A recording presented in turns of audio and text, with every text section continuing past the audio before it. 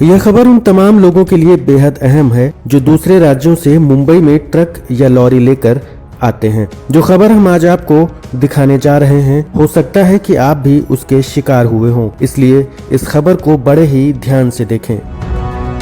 ठाणे शहर का यह मुंब्रा इलाका है। बेहद ही घनी बस्ती और भीड़ भाड़ वाले इस इलाके में ट्रैफिक की समस्या काफी आम मानी जाती है। बड़ी गाड़ियों की वजह से स्थानीय लोगों को दिक्कत न हो, इसलिए सरकार की तरफ से मुंब्रा बाईपास का रास्ता बनाया गया है, जिसके जरिए अब बड़ी गाड़ियां शहर के अंदर और बाहर आती जाती हैं। लेकिन इन गाड़ियों के साथ अब नई किस्म की लूट का सिलसिला शुरू हुआ है। आरोप यह भी लगा है कि इस लूट में बाकायदा ट्रैफिक पुलिस के कर्मचारी भी शामिल होते हैं। यह सुनने में अटपटा जरूर लगेगा, लेकिन तस्वीरें देखकर आपको यकीन हो जाएगा कि किस तरह से ट्रैफिक पुलिस की मौजूदगी में दूसरे राज्यों से आने वाले ट्रक ड्राइवरों के साथ में जबरन लूट का यह गोरख धंधा शुरू है। मुंब्रा बाईपास पर दिन के समय सब कुछ सामान्य रहता है, लेकिन रात के अंधेरे में बाकायदा पुलिस प्रोटेक्शन में ये लुटेरे ट्रक ड्राइवरों को अपना निशाना बनाते हैं। ट्रैफिक पुलिस की मौजूदगी में जारी इस लूट के लिए वसूली गैंग ने बाकायदा कई अलग अलग टोइंग कंपनियों के नाम पर रसीदें बना रखी हैं, जिसके लिए ट्रक ड्राइवरों को बाकायदा 800 रुपए जबरन देने होते हैं। अगर किसी ट्रक ड्राइवर ने इनकी बात नहीं मानी तो यह पूरा गैंग उस ट्रक ड्राइवर के साथ बुरी तरह से मारपीट करता है। दूसरे राज्य का होने की वजह से ट्रक ड्राइवर डरवश इनकी बात मानने को मजबूर हो जाते हैं। महीना लेता है उन्होंने, महीना का लेता है रोज, मतलब यहाँ पे जब भी रखी होगी हर महीने के और सब नाइट में आओ। मैं आपको पालतू बताता हूँ, देखो कितनी पालतू है, आपको सब बताता हूँ। मैं इतना थप्पी मार के रखा हूँ। अभी मेरा मोबाइल छीन लिया यहाँ, दुखा लोग उसको कोई देखने नहीं आता है, तो हाथ भी मारे मोबाइल छीन लिए।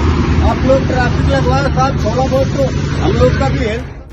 रात में हाईवे के इन लुटेरों ने अलग अलग टोइंग वैन की रसीदों के जरिए इस गोरख धंधे को काफी समय से शुरू रखा है। जो भी बड़ी गाड़ी इस बाईपास से गुजरती है उसे यह रसीद लेनी ही पड़ती है। बदले में इन ट्रक ड्राइवरों को यह बताया जाता है कि यह रसीद 1 महीने तक के लिए वैलिड है और इसे लेना जरूरी है।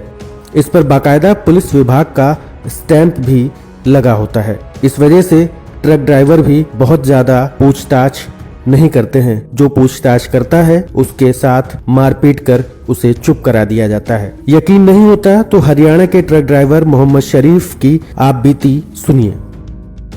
कहाँ के रहने वाले हैं? हरियाणा हिसार। क्या हुआ है ये 800 रुपए की जो वसूली, इसके बारे में बताइए, कैसे हुआ, क्या हुआ? 800 रुपए ये ले रहे हैं, गाली गलौज दे रहे हैं, मार पिटाई के लिए कर रहे हैं, डंडा पंडा कर रहे हैं। पैसा दे भाई, परमिट दे भाई, हमारे को पैसा लगता है, 1 महीने का पावती है, ये ऐसा बोलता है जी।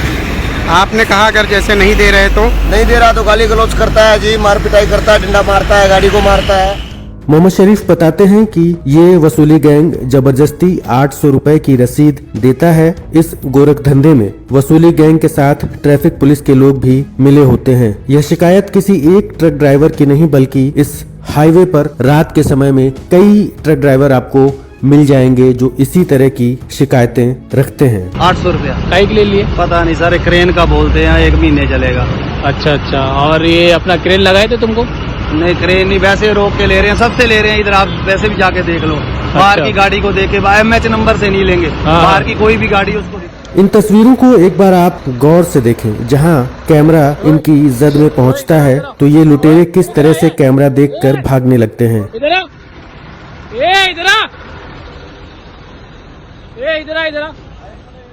इनको बार बार बुलाने पर भी ये वापस नहीं लौटते हैं और कैमरे से बहुत दूर चले जाते हैं। जो लोग कैमरे के सामने रुकते हैं वे सीधे सेटलमेंट की बात करने लगते हैं। गाड़ी नहीं लाया, मैं उनको क्या बोल रहा है, तुम आ जाओ, कल बातचीत करेंगे ना। जान दो अभी। भाई क्या दे रहे पैसा? पैसा क्या दे रहे? पैसा 800 रुपये ले रहा है। काय का 800 रुपए? क्या टोचन का पौती बोलता है? टोचन का पौती। जो लोग आपको तस्वीरों में दिखाई पड़ रहे हैं ये वसूली गैंग के सदस्य हैं और पास में ही आपको ट्रैफिक पुलिस के कर्मचारी भी नजर आएंगे। तस्वीरों को देखकर मामला खुद ब खुद साफ हो जाता है कि किस तरह से लोगों की मजबूरी का फायदा यहाँ ट्रैफिक पुलिस महकमा और यह वसूली गैंग उठा रहा है। इस तरह की हरकत से न सिर्फ महाराष्ट्र राज्य की बदनामी होती है बल्कि महाराष्ट्र पुलिस के ऊपर भी बदनुमा दाग लगता है। लेकिन इन लोगों को न तो राज्य की इज्जत की फिक्र है और न ही पुलिस विभाग की। इन्हें तो सिर्फ रात में होने वाली मोटी कमाई की फिक्र है। इस मसले पर जब नवभारत टाइम्स ऑनलाइन की टीम ने थाने ट्रैफिक विभाग के डीसीपी बाला साहेब पाटिल से बातचीत की तो उन्होंने बताया कि यह शिकायत उनके कानों तक भी पहुंची थी, जिसके बाद उन्होंने इंटरनल इंक्वायरी का आदेश दिया था। इस इंक्वायरी में 2 ट्रैफिक कांस्टेबल दोषी पाए गए हैं जिन्हें लाइन हाजिर कर दिया गया है। आगे इस तरह की घटना न हो इस बात का भी पूरा ख्याल रखा जा रहा है। हालांकि इस बात की भी जांच की जानी चाहिए थी